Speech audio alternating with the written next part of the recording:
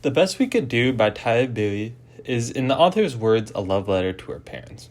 But you cannot live while you're by yourself. The book, which is a memoir about Tai Bui's family experience as refugees from the Vietnam War and their struggles both in Vietnam and America. Throughout their journey and into present day, the family has remained on the outside very close to each other. But as Tai Bui puts it on page 31, panel 4, proximity doesn't equal closeness. Loneliness is the main theme throughout the book, and the experience of it and how different characters cope with it is unique to each family member, especially for Bo, Ma, and Tai. Bo has experienced the most trauma and has felt the most alone throughout his life, as no one can fully empathize or understand with what he's been through. As a child, Bo witnessed people being executed in his yard, and when the French attacked his village, he had to hide for hours, if not days, all by himself, not knowing if his family was still alive or if he would survive. On top of this, both his mother and his father left him while he was at a young age. This abandonment by his parents, neither of them on good terms, caused him to never learn how to become a good parent himself, as he lacked role models. Instead, he was raised by his grandparents, who struggled at times to feed him.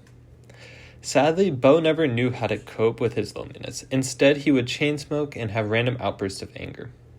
Anger which affected his kids, as he was left alone with them often, as Ma worked full-time.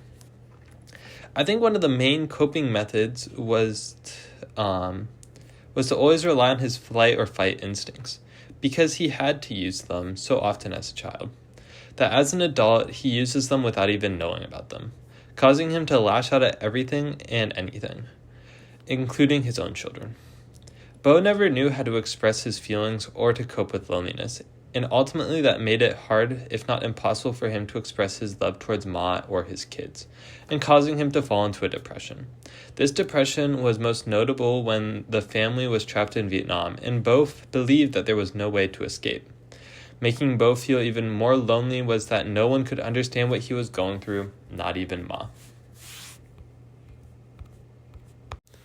While Bo was alone and depressed, Ma was going through similar emotions. Throughout the book, Ma felt like she was the only one providing for the family, and that her marriage with Bo trapped her.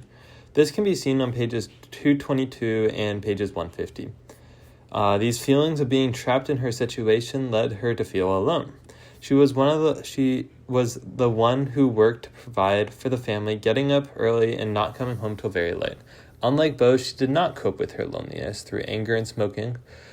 She attempted to cope by trying to love her kids, but she did not know how to show love. She would cook and shop for her children, but ultimately she didn't know how to love because she was lonely growing up. Whenever Ma tried to spend time with her mom, she would always be pushed away. On top of this, in panel 5, she was scared of her mother, as most people were.